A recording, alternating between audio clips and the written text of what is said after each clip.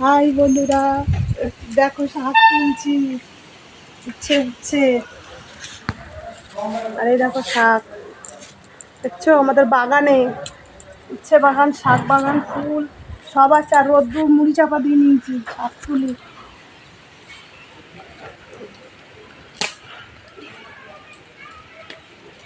শাক তুলবে না তো কি খাবো? উচ্ছে বড় উচ্ছে রে, বুঝলাম। উচ্ছে বাগান, উচ্ছে বাগান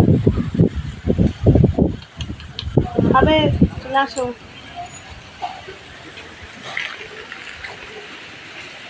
উচ্ছে বাগানে উচ্ছে, বড় বড় উচ্ছে হয়েছে।